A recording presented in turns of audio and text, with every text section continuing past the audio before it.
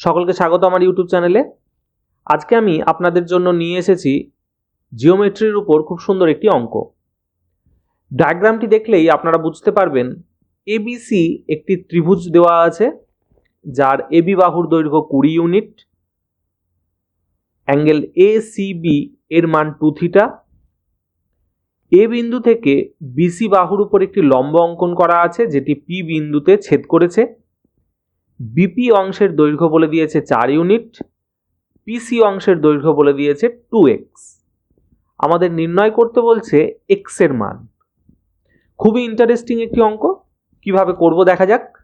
আমরা ত্রিভুজ এপিবি এই সমকোণী ত্রিভুজের ক্ষেত্রে পাচ্ছি angle BAP equals to theta এবং angle APB equals to 90 degree. তাহলে অন্য যে একটি অ্যাঙ্গেল পড়ে থাকলো, angle A BP equals to আমরা বলতে পারি 90 ডিগ্রি মাইনাস থিটা, অর্থাৎ angle A BP equals to 90 degree minus theta. আবার ত্রিভুজ এ বিসি এর ক্ষেত্রে আমরা দুটি অ্যাঙ্গেল এ বি সি এর মান দেখছি 90 degree minus theta, angle A C B equals to পাচ্ছি 2 থিটা। তাহলে অন্য যে অ্যাঙ্গেলটি পড়ে থাকছে বিএসি, সেটিকে আমরা কি লিখতে পারি? 180 ডিগ্রি মাইনাস অন্য অ্যাঙ্গেল দুটির যোগফল, অর্থাৎ 90 degree minus theta plus 2 theta. হিসেব করলে যেটা পাবো, angle BAC equals to 180 degree minus 90 degree minus theta, অর্থাৎ 90 ডিগ্রি মাইনাস থিটা। অর্থাৎ অ্যাঙ্গেল বিএসি এই হোল অ্যাঙ্গেলটি 90 ডিগ্রি মাইনাস থিটার সমান। তাহলে ত্রিভুজ এবিসি এর ক্ষেত্রে আমরা দুটো অ্যাঙ্গেল সমান পাচ্ছি, অ্যাঙ্গেল এবিসি এবং অ্যাঙ্গেল বিএসি।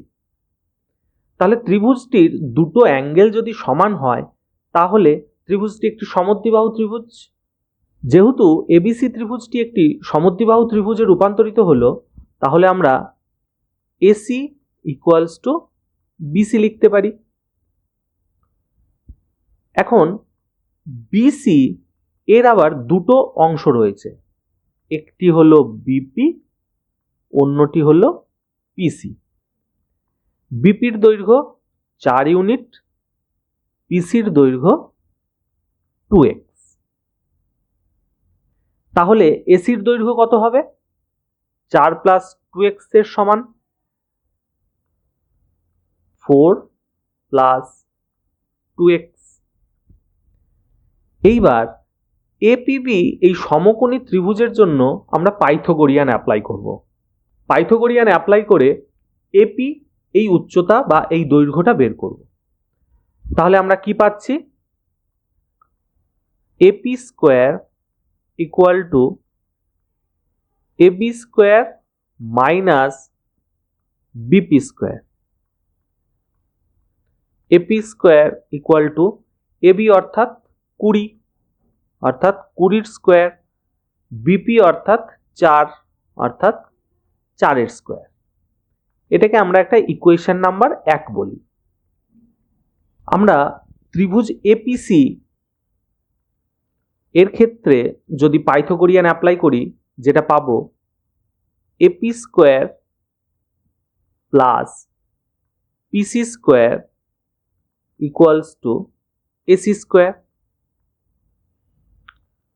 এপি স্কোয়ারের ভ্যালু অর্থাৎ 20 স্কোয়ার মাইনাস 4 স্কোয়ার, অর্থাৎ 400 বিয়োগ 16, অর্থাৎ 384, প্লাস পিসি স্কোয়ার অর্থাৎ 4x square equal to AC square, অর্থাৎ 4 plus 2x whole square. 4 plus 2x whole square, এটাকে যদি সিম্পলিফাই করি কত পাবো? 16 plus 4x square plus 16x। উভয় পক্ষ থেকে আমরা 4x স্কোয়ার বাদ দিয়ে দিতে পারি, তাহলে 16x ইকুয়ালস টু 384 minus 16 और x equals to 368 divided by 16 और x equal to 23, অর্থাৎ x এর ভ্যালু 23 ইউনিটসের সমান।